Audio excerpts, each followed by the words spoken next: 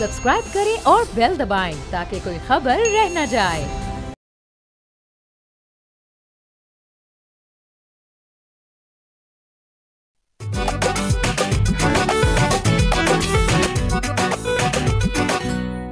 अस्सलाम वालेकुम, बोलो जनाब में बहुत बहुत खुश आमदीद। मैं हूं असद नज़ामी, मेरे साथ हैं अली आफ्ताब। सर क्या हाल है? सर अहवाल बिल्कुल ठीक है, लेकिन एक लूमिंग थ्रेट है जंग का। उस पर जो आपके पास अपडेट्स हैं वो दे दीजिए ताकि उसके बाद हम रेगुलर प्रोग्रामिंग की तरफ चलें। सर काफ़ी चीज़ें सर हुई हैं, ज़ाहिर है ये एक डेवलपिंग चीज़ है और हमारा फ़र्ज़ है कि हम इसके अंदर अपने ऑडियंस को आगाह रखें। तो सर डिफेंस मिनिस्ट्री के ख्वाजा आसिफ साहब ने और दीगर और लोगों ने फिर ये एक जवाब दिया कि जो वहाँ पे इंडिया में एक माहौल बना हुआ है कि जी हम ये कर देंगे वो कर देंगे, इंडियन मीडिया उनकी गवर्नमेंट जो है उसके ऊपर जवाब ये कि हमारा बड़ा प्रोपोर्शनल रिस्पॉन्स होएगा, तो इसलिए इस चीज़ से आप थोड़ा सा दूर ही रहें। जो हमेशा से हमारा एक स्टांस है कि कोई ज़रूरत नहीं है इस किस्म की चीज़ करने की जब तक आपके पास इस किस्म के कायक मौजूद नहीं है जो ये चीज़ कहते हैं कि जी कोई खुदा न खास्ता ये किसी एक जगह से प्लान होके हुआ है। अभी तक तो इसके ऊपर उन्होंने खुद नहीं बताया। दूसरा एक ओपन ऑफर है पाकिस्तान की तरफ से कि जी इसके अंदर जो इन्वेस्टिगेशन करनी है अगर एक न्यूट्रल लेवल पे हो सकती है तो पाकिस्तान उसके अंदर भी हिस्सा डालने को तैयार है कि इन्वेस्टिगेट करके हम भी बता सकते हैं आपको कि ये सारा कुछ कैसे हुआ है। हम अपनी इंटेल शेयर कर सकते हैं। ये भी एक अच्छी एक मुस्बत एक चीज़ है जो हमने ऑफर की है। तो तीसरा ये है कि जो मामलात पेश आए हैं आपके आज़ाद कश्मीर में, वहाँ पे वाटर लेवल से राइज़ हुए और पैनिक क्रिएट होगी और वहाँ की जो अपनी डिस्ट्रिक्ट है उनकी मुजफ्फराबाद वगैरह जगहों के ऊपर उन्होंने वहाँ पे ये कहा कि ये शायद इस वजह से है कि इंडिया ने पानी जो है वो ज़्यादा खोल दिया है टू फोर्स फ्लडिंग। लेकिन उसके बाद सर काफ़ी मेट डिपार्टमेंट, इरसा और काफ़ी और जगह से आई कि जी ये एक बड़ी नेचुरल चीज़ है जो इस महीने में अकर करती है जिसके अंदर आपका जो वाटर लेवल है वो राइज़ करता ही है।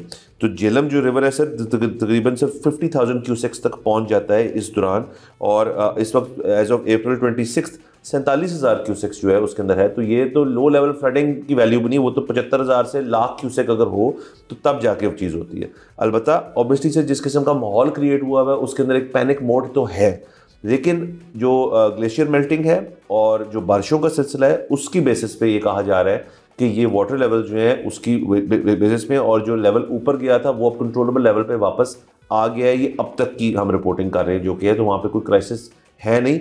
लेकिन ऑब्वियसली जिस तरह इंडियन मीडिया इसको प्रपोर्ट करता है, जिस तरह यहाँ पे भी किसी किस्म की एक पोजीशन क्रिएट लोग कर लेते हैं कि देखिए उन्होंने कर दिया जो करना था, ऐसा नहीं हो। बिल्कुल सर, पूरी रात LOC के ऊपर फायरिंग भी हुई है। शुरू इंडिया ने की थी, फिर जवाबी कार्रवाई पाकिस्तान ने भी की।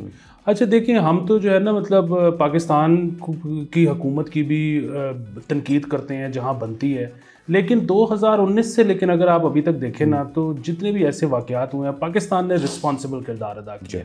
और मैं पिछले एपिसोड में भी ये कह रहा था कि इंडियन हुकूमत से मसला नहीं है, उसकी वजह ये है कि अच्छा जी इंडियन हुकूमत ठीक नहीं है, कोई बात नहीं, ये हुकूमत ठीक नहीं है, 4 साल बाद इलेक्शन होंगे फिर बेहतर आ जाएगी, या 8 साल बाद बेहतर आ जाएगी।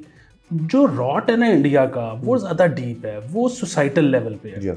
जिस तरह हम अक्सर PTI की बात करते हैं ना कि PTI अब जो है ना बेसिकली रहन रखी गई है सोशल मीडिया के हाथों। उनकी जो सोशल मीडिया टीम है वो डिक्टेट करती हैं नैरेटिव और उसके बाद PTI जो बाकायदा जमात है उसको फॉलो करना पड़ता है।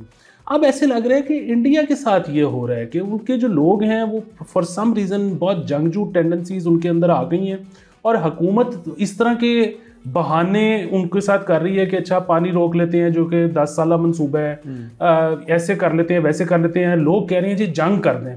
तो ये बड़ा इसको जो है ना देखने की ज़रूरत है। जाहिर है उसमें अगर हम थोड़ा सा डीप जाएँ तो उसकी वजह समझ में आती है, इंडिया पावरफुल हो रहा है, बेसिकली इकॉनमी उनकी जो है वो राइज कर रही है। तो जब भी ऐसे होता है तो लोगों को ये लगता है कि जी वहाँ के रहने वाले लोगों को जो भी मुल्क हो कि जी ये हम तो बड़े ताकतवर हो गए हैं तो हम किसी को भी जो है ना दबा सकते हैं। अच्छा, हालांकि बुनियादी बात ये है कि अब इंडिया को, इंडियन हुकूमत को, और वो कोई भी हो, उसको अपने अवाम को आहिस्ता आहिस्ता जो है ना इसमें से निकालने की ज़रूरत है। क्योंकि अगर आप 2050 में दुनिया की तीसरी सबसे बड़ी इकॉनमी बनने जा रहे हो और शायद आप अमेरिका को सरपास कर जाओ तो फिर दूसरी सबसे बड़ी इकॉनमी बन जाओ, तो जब आप इस लेवल पे खेल रहे होते हो ना तो फिर आप अफोर्ड नहीं करते कि आपके अंदर से हर दूसरे दिन जंग की आवाज़ आ जाए। सो उनको जो है अब आहिस्ता आहिस्ता अपनी आवाम पे काम करना पड़ेगा कि देखें हम बिल्कुल पावरफुल हैं, लेकिन इसका मतलब ये नहीं है कि हम जंगे लड़ते फिरें, क्योंकि अगर जंगे लड़ेंगे तो फिर इकोनॉमी की साइड पे कौन काम करेगा। सर बिल्कुल। और सर देखें उसके अंदर एक बात बहुत ये अहम है कि आपके मीडिया का जो किरदार है जिसने एक्चुअली आगाह करना है आवाम को, तो वो भी रिस्पॉन्सिबल होना चाहिए।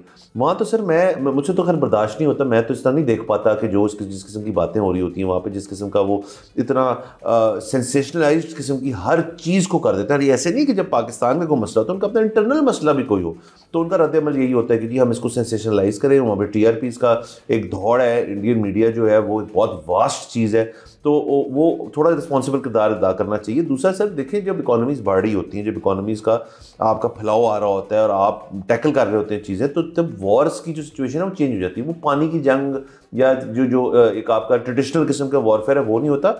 अब तो दुनिया के अंदर सिर्फ जंग है ट्रेड की। डोनाल्ड ट्रंप जो है उसके पास, उससे सर अमेरिका से बड़ी मुझे पता है फौज जो है वो किसके पास है, मतलब इन टर्म्स ऑफ जो उनके पास एसेट्स हैं उनके, वो कितनी ज़्यादा है। वो देखिए उन्होंने चाइना की तरफ जब बात की है तो उन्होंने कहा ये ट्रेड वॉर होगी। अब दुनिया सारी जो है वो इस चीज़ पे है कि यार अगर आपने लड़ना है तो इस तरह से लड़ें। देखिए इतने 100 साल जो अमेरिका वर्ल्ड पावर रहा है, उसने अपने मुल्क से दूर चाहे जितनी मर्जी जंगें लड़ी हों, मुझे एक जंग बताएं जो उसने अपने मुल्क के करीब में लड़ी हो। कोई भी नहीं। अच्छा आप मुझे बताएं कि अब चाइना जब से डोमिनेट कर रहा है दुनिया को, चाइना ने कितनी जंगें लड़ी हैं? एक भी नहीं लड़ी। मतलब ये थोड़े दिन पहले जो इंडिया के साथ उनके मामलात हुए थे, वो देखें उसके कवानीन, उसके जवाबित क्या थे कि जी बगैर गन के लड़ेंगे। ठीक है, तो वो तो मतलब उस तरह से फुल ब्लोन जंग तो ना हुई ना। सो बुनियादी बात है, आप अगर इकोनॉमी आपकी राइजिंग इकोनॉमी है तो जंग आप अफोर्ड ही नहीं करते। सो जिस तरह हम नहीं करते क्योंकि हमारे पास उस तरह से पैसे नहीं है, इंडिया की हमारे से ज़्यादा मजबूरी है। They have much more to lose, तो why would they do that? Sir बिल्कुल सर, देखें इंडिया का जो इकोनॉमी की हम बात करते हैं, लेकिन दोनों एंगल्स एक्सप्लोर हमेशा करने चाहिए। तो इंडिया का जो वर्स्ट केप्ट सीक्रेट है वो है एक चीज़ कि जी आबादी के तनासब से जो उनका इकोनॉमी का साइज़ है वो रेशियो प्रोपोर्शनल जो है वो तो वियतनाम का शायद ज़्यादा है, कि वियतनाम की जितनी इकोनॉमी बड़ी है लेकिन उसका आबादी के तनासब से वो बहुत ज़बरदस्त परफॉर्मिंग इकोनॉमी है। आप US और अमेरिका को ले लें जिनकी आबादियाँ ज़्यादा हैं। अब US तो इंडिया के आसपास ही है, इंडिया रादर US के आसपास है, बट चाइना जो है वो अपने आबादी के तनासब से बड़ी इकोनॉमी इस है। तो एक ये भी एक बुनियादी इनसिक्योरिटी है कि जी हमने ये ट्रिकल डाउन इफेक्ट इकोनॉमी का नहीं हुआ मैसेज में, वहाँ पे पॉवर्टी जो है वो बहुत सीवियर है। तो इस चीज़ की भी सर एक इनसिक्योरिटी तो होती है, और उन अवाम को अपीज़ करने के लिए कि देखें जी अगर हम आपको ये नहीं दे सकते ना इकोनॉमी के बेनिफिट्स, हम आपको ये ज़रूर दे सकते हैं कि जी वो पाकिस्तान है, याद है ना कि मतलब वो 47 में क्या हुआ था, फिर कतर में क्या हुआ था, 65 में क्या हुआ, तो हम जो है ना उसका सारा है उजागर करेंगे उनके जो सेंटिमेंट्स हैं उस तरीके से।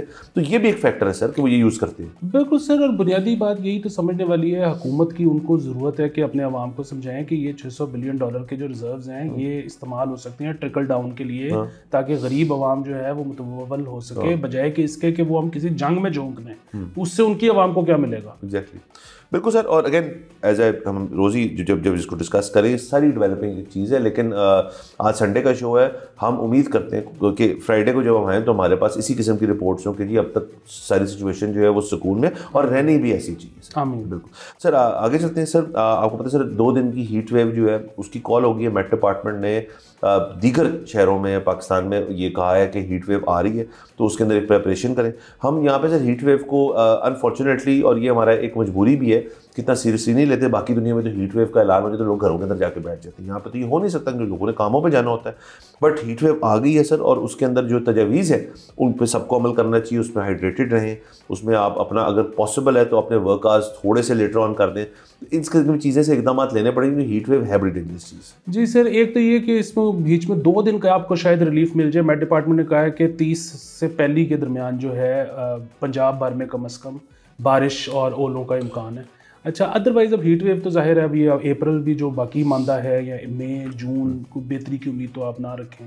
जिस तरह से आपने कहा कि तजावीज़ पे अगर अमल हो सके, एक जो चीज़ कभी भी यहाँ पे नहीं होती, और वो जो आपने औकात कार का जिक्र किया, औकात कार हम इन 2-3 महीनों में आगे देखें, बरसात आ जाएगी, वो इट इज़ इक्वली पेनफुल, लेकिन उसमें बरसात में आप ये नहीं सुनते कि लोग मर गए, मैनेजेबल होती है। ठीक है, इसमें तो लोग अपनी जान से हाथ धो बैठते हैं।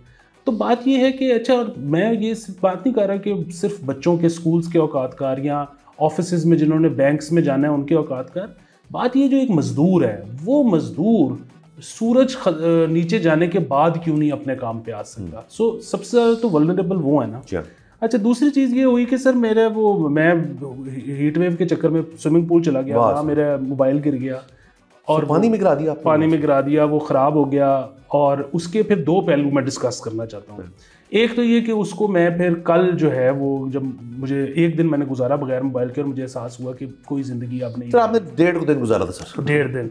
कल जब मैं ठीक करवाने गया तो सर कल मार्केटों में हड़ताल थी और बड़ी मुश्किल से एक बंदे को रिक्वेस्ट करके, बहुत चुनिंदा दुकानें खुली थी, वो भी उन्होंने बत्तियाँ बुझाई हुई थी, उन्होंने रिपेयर तो कर दिया। उसमें मेरा एक सवाल है, यकीन करें मैं एज एक्सपर्ट नहीं बात कर रहा, मेरा एक्चुअली सवाल है कि ये शायद हड़ताल कॉल की हुई थी, एक तो कश्मीर की वजह से जो मसला चल रहा है, दूसरा बुनियादी तौर पे फ़लस्तीन के उस पर। अच्छा, हड़ताल जो मतलब प्रोटेस्ट जो है वो बड़ी अच्छी चीज़ है, हम उसके साथ हैं। और मेरा लेकिन ज़ाती तौर पे ख्याल ये है कि प्रोटेस्ट तब होता है जब आपकी एक ख्वाहिश हो और आपकी रियासत और हुकूमत जो है वो आपके विजन से अलाइंड ना हो। अच्छा, अब अगर आप फ़लस्तीन को देखें तो हमने तो पास्ट में मल्टीपल टाइम्स सुना है कि पाकिस्तान को ऑफ़र्स हुई कि जी आप इसराइल को एक्सेप्ट कर लें, हम आपको बड़ी अच्छी डील्स दे देंगे इकॉनमी के हवाले से, लेकिन ना यहाँ पे कोई सियासतदान माना, ना यहाँ पे कभी कोई फ़ौज मानी। तो ये तो रियासत ऐसी है जो अपने सिटीज़न को जब पासपोर्ट देती है तो उस पर लिख के देती है कि इसराइल को हम मान नहीं जा सकते और मानते ही नहीं है। तो अब रियासत तो ऑलरेडी अलाइंड है आपके साथ। अब ऐसे में हड़ताल करके मतलब इस बात को छोड़ दें कि जी मेरा फ़ोन ठीक नहीं हो सकता था या एक दिन लेट या व्हाटएवर। बात ये है कि वो दुकानदार, जब मैं उनसे पूछा था, वो छुट्टी करना नहीं चाहते थे क्योंकि उनकी भी तो दिहाड़ी मारी जा रही थी ना। अगेन, जब आप बरतानिया में प्रोटेस्ट करते हो फ़लस्तीन को लेके, अमेरिका में करते हो, बिल्कुल वो समझ में आती है क्योंकि वहाँ की रियासतें ये मानने को तैयार ही नहीं है कि फ़लस्तीन में कोई जुल्म हो रहा है। पर यहाँ पर करना, मेरा ये एक सवाल है, I am not an expert, मेरा एक सवाल है कि यहाँ पर ऐसा करना ठीक अमल है या नहीं। सर बिल्कुल सर, इसके ऊपर जब हमने वो डिस्कस किए थे लास्ट वीक, जो ये फास्ट फूड चेन्स के ऊपर जो चीज़ें हो रही थी, उसका तो देखिए गवर्नमेंट का स्टांस बहुत सामने आ गया। उसके अंदर भी अपडेट्स तो यही थी कि वो लोग अरेस्ट कर लिए गए हैं। उनमें से 2-3 ने तो आके बाकायदा तौर पे माफ़ी मांगी है, उन्होंने तो आके कहा कि हमसे गलती होगी। और उसके बाद ये जो आप कह रहे हैं कि इस्लामाबाद में बहुत बड़ा एक प्रोटेस्ट हुआ, मतलब वो उस तरह का था कि जो रात के वक्त था और उसके अंदर काफ़ी लोग थे। तो ये तो बात है कि अगर हुकूमत ना अलाइंड होती आपके साथ तो वो करना देती है आपको इतना प्रोटेस्ट। यहाँ तो आपको पता है वैसे भी इस्लामाबाद लोग आना शुरू हो जाए तो हुकूमत तो इसको नहीं अलाउ करती है, तो पॉलिटिकल किसी का हो। लेकिन इसके अंदर उन्होंने कहा जी आप करें, बिल्कुल ठीक है। अलबत्ता ये जो हड़ताल वाला सीन है सर, इसके अंदर एक कारोबारी नुकसान जो है, कंज्यूमर का नुकसान जो है वो अपनी जगह। और सर अब देखें प्रेशर भी तो बड़ा आ जाता है ना। ये टॉपिक इस किस्म का है कि फ़र्ज़ करें आपकी जहाँ से आपने फ़ोन ठीक कराना था वो पूरी जो बिल्डिंग है वो यूनियनाइज्ड है, फ़र्ज़ करें उनका कोई सरबराह होगा, उन्हें कहा होगा जी की हड़ताल है। अब बहुत लोगों ने शायद कहा हो किसी और चक्कर में हड़ताल हो कि जी हमारे बिजली का बिल बहुत ज़्यादा आ गया तो उससे हड़ताल है, सब कहेंगे चले ठीक है। लेकिन अब इस किस्म की चीज़ पे उसके ऊपर लोग कह सकते हैं कि हम नहीं हड़ताल करेंगे जी, हमारा ठीक है बिल तो हम अपना कारोबार। इस पे जो शख्स कहेगा जी यार मैं नहीं हड़ताल करूँगा, अब उसके ऊपर एक अजीब सा एक स्टैंप लग जाएगी कि यार ये इसका मतलब है आप उसके साथ हैं, इजराइल के साथ हैं। ये बड़ा प्रेशर बन जाता है इस चीज़ का। तो जो कुछ लोगों की एक ख्वाहिशात हैं कि हम हड़ताल करें, वो सबकी नहीं हो सकती, मैं नहीं मानता इस बात को। एग्जैक्टली और मैं वही कहता हूँ कि जब आप बरतानिया अमेरिका में करते हैं तो बड़ी अच्छी बात है, आप खराज तहसीन पेश करते हैं, आप अपने काम का एक दिन का नुकसान करवाते हैं उस हड़ताल के लिए। लेकिन उसमें वही है ना कि आप किसी को फोर्स तो नहीं कर सकते कि तुम भी करो। यहाँ पर तो फोर्स किया जाता है कि जी अब मार्केट कोई नहीं खुलेगी। तो ये एक मसला है, इसकी तरफ देखने की जरूरत है। दूसरी एक चीज़ जो थी, जो मैंने हिसाब लगाया कि वो जिस तरह कहते हैं ना कि मोबाइल एक बड़ी लानत है, उसकी वजह से टाइम में बरकत ख़त्म हो गई है। अच्छा, ये बात दुरुस्त है कि जब मेरे पास 1.5 दिन मोबाइल नहीं था तो मुझे ऐसे लगा कि मेरे पास तो करने को ही कुछ नहीं और वक्त ही वक्त था।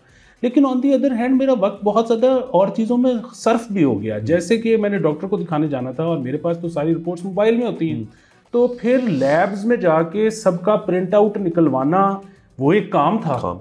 मैं जो है सारी पेमेंट्स अपने मोबाइल के थ्रू कर लेता हूँ, वो नहीं हो पा रही थी, तो फिर वो अगेन बैंक जाकर पेमेंट करना वक्त लग रहा था। तो अब ये जो एक बात है ना कि मोबाइल से वक्त ज़ाया ज़्यादा होता है या बचता ज़्यादा है, ये मैं तो इस पर किसी नतीजे तक पर नहीं पहुंच सका। हाँ, कन्वीनियंट बहुत है, कन्वीनियंस बहुत है मोबाइल। सर बिल्कुल सर, ये एक हर शख्स को थोड़ा सा, ये तो इसको आप डिजिटल डिटॉक्स कहते हैं, ये काफ़ी लोग जो है विलिंगली करते हैं कि जी हम ना फ़ोन रखेंगे ना कुछ रखेंगे। लेकिन पर उन्होंने कुछ ना कुछ अरेंजमेंट किया होगा कि जी हम या तो फिर वो बिल्कुल डम फ़ोन होता है वो बंदा लेके रख ले। लेकिन सर एक देखिए ना, यूज़र की आपको प्रोफाइलिंग करनी पड़ेगी। अब आप और मैं जो है, हमारा जो ये वाला काम है, इसके अंदर हमारे पास फ़ोन ना हो तो हम तो बड़े डिटैच्ड हैं अखबारात से, आपको वो पिछले दिन की खबरें मिल जाती हैं जितना भी आप पढ़ लें। जो करंट चीज़ें हैं उसके लिए फ़ोन चाहिए, आपने 4 लोगों से पूछना है क्या हुआ है उसके लिए भी फ़ोन चाहिए, आपने कोई और इंटरनेशनल न्यूज़ सोर्स देखनी है उसके लिए भी फ़ोन चाहिए। फिर ज़ाहिर है जो आपके दीगर काम है जिसके अंदर आपकी बैंकिंग ऐप्स हैं, जिसके अंदर आपकी और चीज़ें हैं, कम्युनिकेशन है आपकी लोगों के साथ, वो जब सर मुंतकिल हो जाती है फ़ोन ख़राब होने की वजह से, किसी चीज़ की वजह से, तो आप असल में एक मतलब स्ट्रॉन्ग वर्ड यूज़ करो, आप इफेक्टिवली हैंडीकैप हो जाते हैं क्योंकि आपको फिर आप डिटैच्ड हैं। अब फ़र्ज़ करें आप गाड़ी में हैं, आपने point A to point B या काम से घर जाना है और आप ट्रैफिक में फंस गए, आप नहीं मिल रहे, तो आपसे कोई रब्ता नहीं कर सकता। ये दुनिया जो है उससे चेंज हो गई, हमें अब आदतें ख़राब हो गई हैं। पहले ये ठीक था लैंडलाइन के ज़माने में कि यार आ जाएगा, यार आ ही जाता है रोज़। अब तो ये हमारी आदत ख़राब हुई है कि यार अगर इतनी टेंशन है तो फ़ोन कर लें। यकीनन वो, और फिर दूसरा आप ये देखिए ना कि हम तो अपना जो प्लान बनाते हैं पूरा शोज़ का कि जी किस वक्त क्या गुफ्तगू करनी है, सब कुछ आपका मोबाइल के ऊपर होता है। सो मोबाइल जो है वो सिर्फ एंटरटेनमेंट नहीं है, नंबर 1 चीज़। अच्छा, नंबर 2 चीज़ ये कि जो आपने डिटॉक्स की बात की ना, अब सहाफ़ी डिटॉक्स नहीं कर सकता। और अक्सर लोग मेरे पास आते हैं, मुझे वो कहते हैं कि जी वो हमारा हम डेडलाइंस जो है ना बिल्कुल उससे थोड़ी देर पहले काम शुरू करते हैं, पहले हमसे होता नहीं है, डिस्ट्रैक्शन बहुत होती है।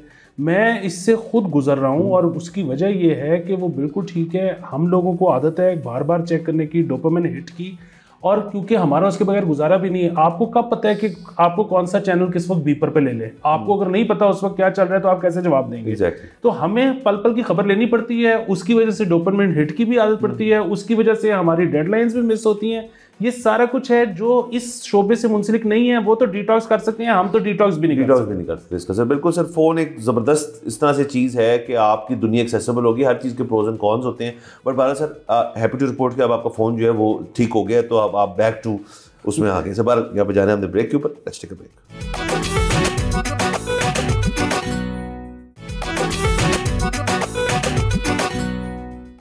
Welcome back from the break. आप देख रहे हैं बोलो जनाब। सर आगे चलते हैं please. Sir Punjab government, sir हम ये लोगों को लगता होगा हम कितने पंजाब सेंट्रिक लोग हैं, हम पंजाब गवर्नमेंट की हमें वक्त बातें करते रहते हैं, वो ये करें वो करें। अब हम क्या करें? वो जिस किस्म की सर खबरें आ रही हैं, जिस किस्म के मंसूबे जो हैं उनके जहन में आ रहे हैं, और जो फिर जहन के बाद, जहन साजी के बाद वो पेपर पे आ जाते हैं और काबीना का अप्रूवल भी हो जाता है, फिर खबरें मिलती हैं, तो उनके बारे में डिस्कस क्यों ना करें? कोई और सूबे से हमें आ नहीं दी ऐसी खबर। तो सर अब लेटेस्ट ये है सर कि चीफ मिनिस्टर मरीम नवाज साहिबा की क़यादत में उन्होंने जो पेश किया कि अब उन्होंने इसे टेकअप किया हुआ है सर, काफ़ी चीज़ों को उन्होंने, कल्चर को टेकअप किया हुआ है, उन्होंने रोड नेटवर्क को टेकअप किया हुआ है, ट्रांसपोर्ट को टेकअप किया। तो उसी मद में सर 2 चीज़ें हुई। एक तो ये कि सर बुलेट ट्रेन चलाने की मंजूरी हो गई है। ये बेसिकली कहा यह जा रहा है कि लाहौर से इस्लामाबाद बुलेट ट्रेन चलेगी, 2.5 घंटे के अंदर आपको वो लाहौर से इस्लामाबाद पहुंचा देगी। ट्रेन अगेन एक बहुत ही कन्वीनियंट वे है, मतलब एयरलाइन से भी ज़्यादा कन्वीनियंट है, अगर तो आपका वाया छोटा हो, और गाड़ी से तो डेफिनेटली बहुत ज़्यादा कन्वीनियंट है। तो वो एक चीज़ सर मंजूरी होगी। उसके साथ साथ पंजाब एयर जो है एयरलाइन, जिसको पंजाब एयर का नाम दिया जाएगा, ये जब PIA की प्राइवेटाइजेशन हो रही थी तब इस चीज़ का जिक्र हुआ था, मियां नवाज शरीफ साहब की तरफ से तस्करा हुआ था कि जी हम पंजाब ही एज ए सूबा PIA को खरीद सकती है और उसका हम रीब्रांड भी कर देंगे, शायद उसको PIA रखेंगे। तो वो अब नहीं हो रहा है, ये totally different project than PIA, उसकी निजकारी अपनी जगह। तो ये सर एक एयरलाइन का भी बातें चल रही हैं कि वो बनेगी, और ये बुलेट ट्रेन भी बनेगी। अच्छा सर, सबसे पहले बुलेट ट्रेन जो है ये बड़ी अच्छी चीज़ है, ये अगर कर सकते हैं तो करें, इसमें जितने रूट्स शामिल किए जाएं उतना बेहतर है। लेकिन जहाँ तक बात है ना सर ये एयरलाइन वाली, उसमें मेरे बहुत सारे तहफ़्फ़ुज़ात हैं। देखिए, एक तो ये कि इन्होंने ये ख़ुद कहा है कि या तो ये कहते हैं कि हम सिर्फ जो है ना नेशनल एक मतलब पाकिस्तान के अंदर चलाने वाली एयरलाइन बना रहे हैं, लेकिन ये पंजाब एयर को कह रहे हैं कि सिर्फ हमने 6 साल तक इसको यहाँ तक महदूद रखना है, 7वें साल हमने इंटरनेशनल हो जाना है। अच्छा, अब अगर आप इंटरनेशनल ही होना चाह रहे हो इवेंचुअली, तो फिर आप PIA ही ले लें। देखें, और अगर आप PIA नहीं लेते तो इसका एक बहुत बड़ा मतलब है, वो मतलब जो आम बंदे को, मेरे जैसे को समझ में आ रहा है, और वो ये है कि ये डील लुक्रेटिव है ही नहीं। देखिए, अगर चचा ने जो डील दी है वो भतीजी लेने को तैयार नहीं है, तो फिर एक प्राइवेट शख्स इन्वेस्टर या एक फॉरेन इन्वेस्टर क्यों उसमें इन्वेस्ट करेगा? ये मेरा बहुत बड़ा सवाल है। सर बिल्कुल सर, और ये इस पे पंजाब एयर पे तो आते हैं PIA की, तो ये अपडेट है कि निजकारी के जो मामला हैं वो फिर से शुरू हो रहे हैं, क्योंकि आपको पता है लास्ट क्वार्टर तक उन्होंने ख़त्म करनी है चीज़। तो अब उन्होंने कह दिया कि जी आप बेसिकली जो बाएंगे उसकी वो 100% नहीं, बिटवीन 51 एंड 100% का स्टेक जो है आप ले सकते हैं। तो जो शख्स 51 ले लेगा और बाकी जो है गवर्नमेंट रिटेन कर लेगी। अब इसके अंदर लेकिन ये एक चीज़ हुई है, एम्प्लॉयज़ का क्या करना है सेम, डेट का क्या करना है सेम, रूट्स क्या हैं वही हैं, सिवाय वो जो एक फ्रांस का खुला था। सो इसके अंदर क्या नई लुक्रेटिव चीज़ आप दे रहे हैं, क्योंकि पिछली वाले में तो आप नाकाम थे, तो इसके अंदर कोई नई डेवलपमेंट नहीं हुई। ये सिर्फ आपने उसकी जो रेशियो है, जो परसेंटेज है, वो अगर कम कर देंगे तो कोई शख्स इससे शायद डीमोटिवेट ही हो कि जी 51 लेके भी मैं फंसूंगा कि मेरे पास कंप्लीट कंट्रोल नहीं, 100 वाली इसकी वैल्यू नहीं बनती। तो ये कुछ चेंज नहीं है इसके अंदर, क्यों उनको लग रहा है कि बहुत ज़्यादा बिड्स आएंगी? एग्जैक्टली वो समझ नहीं आ रहा। दूसरी एक और चीज़ है कि अब ये पंजाब एयर्स जिस तरह से कह रहे हैं कि पहले 6 साल इन्होंने सिर्फ लोकली चलानी है। अच्छा, क्या हमारी इतनी नीड्स हैं? मतलब ऑलरेडी 4 से 5 आपकी एयरलाइंस जो हैं वो नीड्स को केटर कर रही हैं। दूसरी चीज़ ये कि बीच में चले PIA का मसला है ना, तो PIA अगर आज निकल जाता है बीच में से, वो मतलब चाहे प्राइवेटाइज हो जाए, चाहे वो अपने आप को बंद कर लें कि हम जी ऑपरेशनल लॉसेस बंद करने के लिए ख़त्म कर रहे हैं, तो ये जो प्राइवेट एयरलाइंस हैं ये 2 जहाज़ और डाल देंगी। उसमें ऐसा कौन सा मसला, क्योंकि पाकिस्तान की इकॉनमी ऐसी नहीं है ना। पाकिस्तान कोई ऐसा मुल्क नहीं है जिसमें बहुत ज़्यादा बूमिंग इकॉनमी हो, आमदो-रफ्त हो, लोग एक शहर से दूसरे शहर एक एक दिन के लिए जा रहे हो कि सुबह मैंने जाके मीटिंग अटेंड करनी है, शाम को वापस आनी। मुझे बताएं आखिरी दफ़ा कब हुआ था कि आपने लाहौर से कराची जाना था और आपको टिकट नहीं मिली? सर ऐसा बड़ी देर से नहीं हुआ। दूसरा सर, जो बड़े कॉर्पोरेट्स हैं उनको तो समझ आती है, वो एम्प्लॉइज़ उनके अफोर्ड करते हैं कि यार तुमने सुबह कराची पहुंचना है और शाम को लाहौर होना है क्योंकि अगले दिन मीटिंग है लाहौर के अंदर और फिर तुमने वापस ये कॉर्पोरेट्स में हो सकता है। और बाकी कुछ शख्स किसी की फैमिली वहीं है तो वो एक टूरिज्म के पॉइंट ऑफ व्यू से कराची जाया जाता है, वरना तो कोई ऐसे नहीं है कि बहुत ज़्यादा लोग जो है जा रहे हैं। कुछ होंगे लोग जो बिजनेस करते होंगे सर। लेकिन अब मैं आपको बताऊँ एक नया ट्रेंड जो है वो ये कि देखें, इस्लामाबाद की हद तक तो फर्स्ट लाहौर सेंटर है, इस्लामाबाद की हद तक किसी ने भी इस्लामाबाद जाना होता है तो अब एयरलाइन तो है ही नहीं, अब तो फ्लाइट जाती ही नहीं। वो तो बड़ी देर पहले छोटे जहाज वाली फ्लाइट बंद हो गई थी, अब तो लोग बाय रोड जाते हैं और बड़ा अच्छा है बाय रोड। लेकिन अब सिमिलरली आपने सिंध तक भी जाना है और मुल्तान से होते हुए आपने मुल्तान तक, मुल्तान के बाद रिंगियर खान के बाद एंड कराची तक अब रोड नेटवर्क जो है वो बड़ा बेहतरीन हो चुका है। तो लोग जो हैं जिन्होंने अगर जाना है इन दोनों एक्टिविटीज़ के लिए, वो थोड़ा प्लान करके अपनी टर्म्स पे अपने टाइम पे गाड़ी पे चले जाते हैं। तो ऐसा भी नहीं है कि सब जहाज़ की टिकट जो होगी 30-35-40 हज़ार रुपये की तो होगी। अब आप उसके अंदर आप 4-5 लोग हैं, थोड़ा सा रश पड़ता है, 60 की हो जाती है, 60। तो अब वो सारी इकोनॉमी, वो इकोनॉमिक्स जो है वो अगर आप देखें और कहें जी मेरे बीवी ने भी जाना है, मेरे बच्चों में भी जाना है, साथ मेरे माँ बाप ने भी जाना है, अगर कराची जाना है यार गाड़ी में चलते हैं आराम से। तो ये इतना हो नहीं सकता कि एक और डोमेस्टिक केटरिंग के लिए आपको एक एयरलाइन चाहिए हो। यकीनन। और फिर इसमें जो है ना वो एक और बात भी है कि अगर इनको ये लगता है कि जी ज़्यादा एयरलाइंस आ जाएंगी तो कंपटीशन बढ़ जाएगा, कंपटीशन बढ़ जाएगा तो रेट नीचे हो जाएंगे, रेट नीचे होंगे तो लोग इसको ज़्यादा इस्तेमाल करना शुरू कर देंगे। वो भी मेरा नहीं ख्याल। उसकी एक वजह है, उसकी वजह ये है कि बिल्कुल ठीक है जिस तरह हम अभी आप बात कर रहे थे कि जी रश ज़्यादा होता है तो 60 तक चली जाती है, वरना 50 से नीचे आ जाती है। एक थ्रेश होल्ड है, उससे नीचे कभी आ ही नहीं सकती। उसकी वजह ये कि जहाज़ हमने लीज़ किए हुए हैं, तेल हम इम्पोर्ट करते हैं, उसके अलावा दीगर ऑपरेशनल कॉस्ट जो हैं वो हमें डॉलर्स में पे करनी पड़ती हैं। सो अभी मुस्तकबिल करीब में ना जहाज़ जो है वो कोई बजट आपकी ट्रांसपोर्ट नहीं बन सकता। तो अगेन अब पंजाब हुकूमत की फिजिबिलिटी देखने की ज़रूरत है कि क्या ये शशके के लिए कर रहे हैं या इनको ये लगता है कि वाकई ये जो है एक प्रॉफिटेबल वेंचर हो सकता है। अगर प्रॉफिटेबल वेंचर हो सकता है तो वो फिजिबिलिटी क्या है? अच्छा, अगर वो फिजिबिलिटी है तो फिर उसमें PIA क्यों नहीं एडजस्ट हो सकती? सो ये सारी चीज़ें देखने की ज़रूरत है। अगेन सर आप ही बताते हैं कि इस मुल्क में PC1, PC2, PC3 जो है वो कम ही देखने को मिलते हैं। सर 1-2 तो हो जाते हैं सर, 3 भी हो जाता है सर। ये 4-5 है ना जिसके बाद हमने रिव्यू करने का यार ये पूरा प्रोजेक्ट लगाया है, ये मेरी अंडरस्टैंडिंग है। वो तो आज तक किसी प्रोजेक्ट का नहीं हुआ कि मतलब प्रोजेक्ट लग गया है उसके बाद ही उसका रिव्यू होना है कि इसके अंदर क्या मसले थे ताकि लर्निंग हो उससे थोड़ी सी। तो यहाँ तो सर कोई लर्निंग का आपको एवेन्यू नहीं है। PC5 तो मेरे ख्याल में किसी मंसूबे का उस तरह से नहीं हुआ। तो फिर इसी तरह की बात है ना, हम इस वक्त बैठ के अगर मुझे यकीन है कि 2 लोग बंदे बैठ के ना इस वक्त शो पे ही कह रहे होंगे जी इन्होंने रिसर्च ठीक नहीं की। और जी रिसर्च का मतलब क्या होता है? डॉक्यूमेंट पढ़ना होता है ना। मुझे ला देना इसका PC1 तो मैं पढ़ लेता हूँ। अब एक चीज़ एग्जिस्ट ही नहीं करती।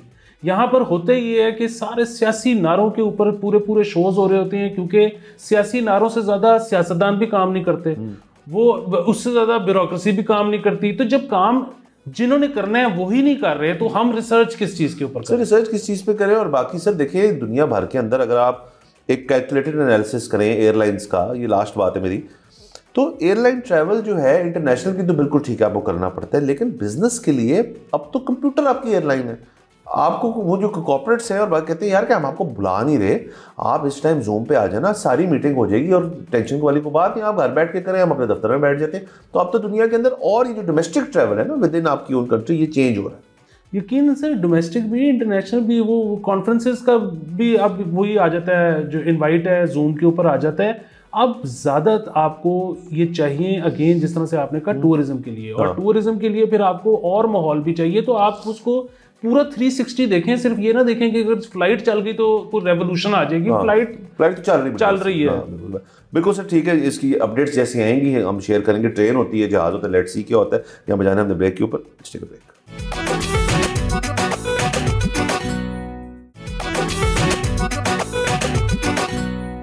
Welcome back from the break. आप देख रहे हैं बोलो जनाब। सर आगे चलते हैं प्लीज। सर कल के रोज ही हमने कल या परसों के शो में हमने डिस्कस किया था फिल्म्स और पंजाब गवर्नमेंट का जो एक विजन है कि जी हम फिल्म इंडस्ट्री को ठीक करेंगे, रिवाइव करेंगे। तो उसके अंदर सर एक और चीज़ ऐड कर लें सर, ये लाहौर के एक शॉपिंग मॉल के अंदर एक ये तकरीब जो है ये होने को जा रही है, उसका आगाज़ होने को जा रहा है। तो ये यूनिवर्सल सिनेमाज जो है उनकी एक चाइनीज़ फिल्म फेस्टिवल है, उसका आगाज़ हो रहा है। इसके अंदर आज़मा बुखारी साहबा जो है वो भी इनवाइटेड हैं, इसकी इफ्तिताई जो होगी उसके अंदर इफ्तिताम है सॉरी, तो और दीगर और लोग हैं। तो ये अच्छी चीज़ है सर कि शेयरिंग ऑफ कल्चर भी जो है वो भी बड़ा इंपॉर्टेंट है फिल्म के अंदर। फिल्म सिर्फ अंग्रेज़ी या उर्दू या हिंदी में नहीं होती, फिल्म जो है वो एक ग्लोबल चीज़ है, वो हर लैंग्वेज में होती है। और लोगों को अपनी फॉरेन फिल्म्स के ऊपर जो ब्रॉडन करने चाहिए होराइजन। चाइनीज़ की भी इंडस्ट्री है, कोरिया की अपनी इंडस्ट्री है, आपकी रूस की अपनी इंडस्ट्री है, और बड़ी ज़बरदस्त काम वहाँ से भी हो रहे हैं। तो सारे को आपको एक होलिस्टिक व्यू रखना चाहिए। सर ये इस शो की तारीख में आप पहली खबर लेके आए हैं जिस पे सिर्फ तारीफ़ें करने का मेरा दिल है। इसमें कोई एक मेरे पास तनकीद के लिए लफ्ज़ नहीं है। ये मेरे पास है सर, बात में करूँ सर, ये मतलब जाहिर है इसके अंदर 7-8 स्क्रीन्स हैं मेरे ख्याल में इस शॉपिंग मॉल के अंदर। उन सब पे चाइनीज़ फिल्में लगेंगी, आइदर डब्ड होंगी या क्या कहते हैं सबटाइटल्स के साथ होंगी। ये एक इतना एहसन कदम है। इसमें अगर एक चीज़ और कर दे, क्योंकि जाहिर है ये हुकूमत के इश्तराक के साथ हो रहा है, क्योंकि प्राइवेटली जो है वो कोई वेंचर मुश्किल ही है कोई इस तरह का करेगा, क्योंकि उसको शक होगा कि शायद बहुत ज़्यादा लोग जोग दर जोग आके टिकट्स ना खरीदें। ठीक है, तो अगर हुकूमत के इश्तराक से हो रहा है तो इस पे जो टिकट है वो सब्सिडाइज्ड होनी चाहिए। ये हमारी डिमांड है। उसमें फिर होगा क्या कि लोग ताकि ज़्यादा से ज़्यादा जाएंगे, फिल्में देखेंगे, फिल्में इंजॉय करेंगे। एक तो आपका फिल्म व्यूइंग कल्चर जो है फुटफॉल सिनेमास के अंदर वो रिवाइव होगी। दूसरा सर बात ये है कि जिस तरह से आपने कहा कि पूरी दुनिया की हर मुल्क की एक फिल्म इंडस्ट्री है, और ज़्यादातर फिल्म इंडस्ट्रीज जो है वो हमारे से बहुत ज़्यादा इवॉल्व है, चाइनीज़ तो ख़ास तौर पर। तो बात ये है कि ये हमारे यहाँ पे जो अमीर तबका है ना, उसके पास तो घर में नेटफ्लिक्स तो हुलू तो पता नहीं क्या कुछ लगा हुआ है, जो उसका दिल करता है वो देखी जाता है। गरीब जो आवाम है उनको हमने दिया हुआ है पीटीवी। मतलब ख़ास तौर पे आप अगर थोड़ा सा गांव वगैरह में चले जाएंगे, इंटीरियर में चले जाएंगे, तो वहाँ तो केबल भी नहीं आती ना। तो वहाँ पे तो अगर अगेन कोई अमीर आदमी है तो उसने इंडिया का डिश टीवी लगा लिया है, बाकी टेरेस्ट्रियल पीटीवी पे जिंदा है। तो पीटीवी पे जिस किस्म की प्रोडक्शंस वो देख रहे हैं, वो आगे से वो बच्चा कभी आपके बच्चे के साथ compete कर सकता है डायरेक्टर बनने में, राइटर बनने में, प्रोड्यूसर बनने में। तो सर इनको जब हम इस तरह की चीज़ें करेंगे ना, मैं तो अक्सर अरसे से ये कह रहा हूँ कि पीटीवी को सिर्फ एक काम के लिए इस्तेमाल होना चाहिए कि पूरी दुनिया की अच्छी तरीन फिल्में, ड्रामे लें, उनको डब करें और पीटीवी पर चलाएं, ताकि जब गरीब अवाम उसको देखे तो उनकी एक्सेस हो उस सिनेमा, उस ड्रामे तक जिस पे हमारी एक्सेस है, ताकि कल को उनका बच्चा आके हमारे साथ compete कर सके। सर बिल्कुल, मैं इस चीज़ से सर 100% एग्री करता हूँ।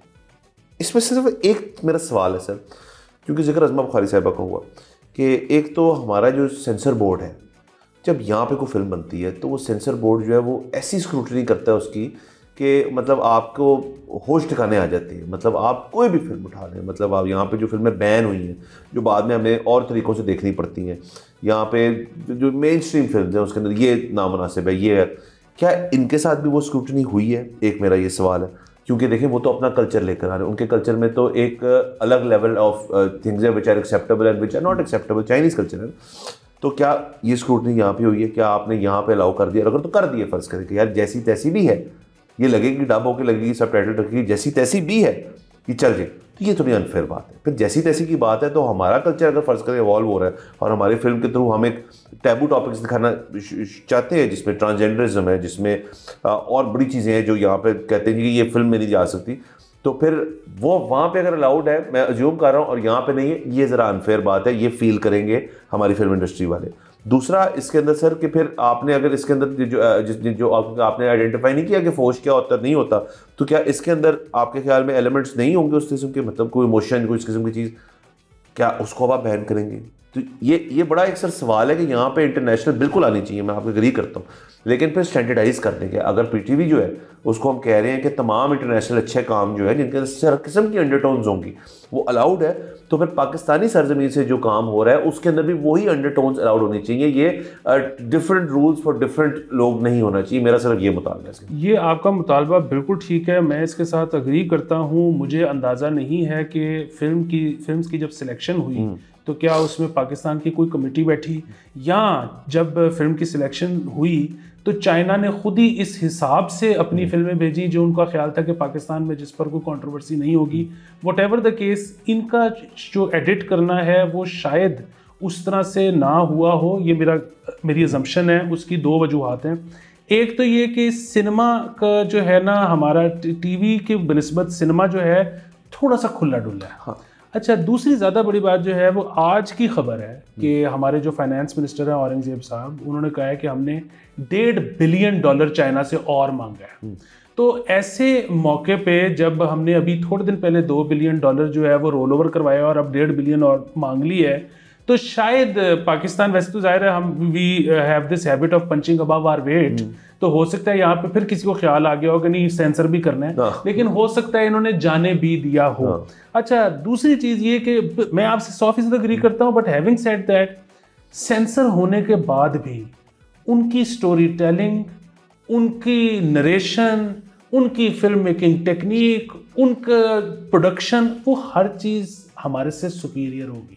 सो यहाँ पर देख के हम लोग कुछ सीखेंगे ही। सो मेरे ख्याल में ये जो काम होने को जा रहा है ना, ये बहुत अच्छा है। और बस मेरी उम्मीद जो है वो ये है कि ये यहाँ तक नहीं रहेगा। एक तो ये कि ये वन ऑफ नहीं था, हर साल चाइना का फिल्म फेस्टिवल पाकिस्तान में होना चाहिए। सिर्फ एक शहर के एक मल्टीप्लेक्स में नहीं होना चाहिए, पूरे मुल्क में होना चाहिए।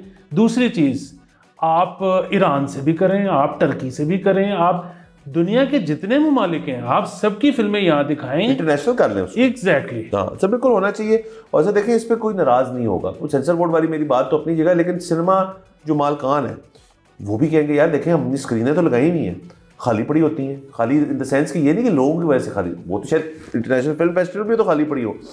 कह यार एक खर्चा हो रहा है हमारा, क्योंकि मल्टीप्लेक्स हमने खोली है, फिल्में ही नहीं है लगाने को, कितनी पंजाबी फिल्म लगा लेंगे आप? तो वो कहेंगे अच्छी बात है, फिल्में आ रही हैं, कोई लोग शो गाएंगे। और से देखिए इसके अंदर एक और चीज़ होती है, आपने चैंपियंस ट्रॉफी कराई, टीमें आई, उनका हमला आया, PSL हो रहा है। उस दिन हमने वो खबर की थी कि वो जो खातून ब्रॉडकास्टर है वो बिरयानी खाने चलेगी। एक कल्चरल एक्सचेंज होता है। आप फिल्म फेस्टिवल करेंगे, कुछ चाइनीज़ लोग भी आए होंगे, आप टर्की का करेंगे, टर्किश आएंगे, आप सबका करेंगे, सब आएंगे। और क्यों नहीं आएंगे? वो कहें क्यों आएंगे ज़्यादा, सॉरी, क्योंकि वो कहेंगे यार यहाँ पे चाइनीज़ भी आ रहे हैं अपनी फिल्में लेके, टर्किश भी आ रहे हैं, सारे आर्टिस्ट किस्म के लोग होंगे। कहेंगे चलो यार पाकिस्तान सारे चलते हैं, इसी बहाने हमें चाइनीज़ का भी समझ आएगी क्या कर रहे हैं, हमें थोड़ा सा ये भी पता चल जाएगा कि कोरिया में क्या हो रहा है, हमें ये भी पता चल जाएगा और मुल्कों में क्या हो रहा है। तो एक कल्चरल एक्सचेंज होगा जिसका आप बेसिकली उसको अरेंज करें। आप हैं क्या, आप बेसिकली, आपकी इंडस्ट्री नहीं है तो आप बाकियों को मिला सकते हैं, और आपके अपने टॉप लोग आ रहे हैं, डायरेक्टर्स एक्सेट्रा एक्सेट्रा आ रहे हैं, वो भी मिल रहे हैं, वो कुछ सीख रहे हैं। को पता नहीं बंदा कहे जी कि मेरी ये फिल्म है, उसकी ये स्क्रिप्ट है, इधर अभी तक हमारे पास ना सीन नहीं क्रिएट हो रखा है, यार मिलके कर लेते हैं। तो सर ये सारा कुछ जो है ये बड़ी ज़बरदस्त चीज़ें होती हैं, इसी तरह से रास्ते खुलते हैं। बिल्कुल इसी तरह रास्ते खुलते हैं। दूसरा, यहाँ पे आपकी इंडस्ट्री चल पड़ेगी, क्योंकि जब आप फॉरेन फिल्म्स को डब करना शुरू करोगे तो वो तो आपके लोकल आर्टिस्ट ही करेंगे ना। आपका लोकल जो है ट्रांसलेटर भी इन्वॉल्व हो जाएगा, स्क्रिप्ट राइटर भी इन्वॉल्व हो जाएगा। सो आपके स्टूडियोज चलना शुरू हो जाएंगे। ये बहुत ही शानदार काम होगा। फिर आपका इसमें से डिस्ट्रीब्यूटर तो हुकूमत खुद है, हुकूमत खुद फिल्म लेके आ रही है, डिस्ट्रीब्यूटर निकल के आपकी टिकट कॉस्ट 35% तो वैसे ही कम हो गई। अच्छा, फिर वो जो है आपके जो पैसे का यहाँ पे एक बहुत बड़ा मसला होता है कि जी जो बंदा फिल्म बाहर से लेके आता है वो यहाँ पर उसने फिल्म का बिजनेस किया 3 करोड़, वो कहता है जी 6 करोड़ बिजनेस किया है, यहाँ से ज़्यादा पैसे बाहर भिजवा देता है। अब जब कारी हुकूमत रही है तो ये खतरा भी खत्म हो गया कि यहाँ से मनी फ्लाइट होगी। सो इसके सिर्फ फायदे ही फायदे हैं, इसका नुकसान कोई नहीं। बिल्कुल सर, अगेन बहुत अच्छी चीज़ है, हम चाहते हैं ऐसी और चीज़ें हों। ये कल्चरल एक्सचेंज, आर्ट्स का एक्सचेंज है बहुत ज़रूरी। बस वक्त ख़त्म हो जाता है, अगले हफ्ते आपसे इंशाल्लाह फिर मुलाकात होगी। इजाज़त दीजिए, खुदा हाफिज़।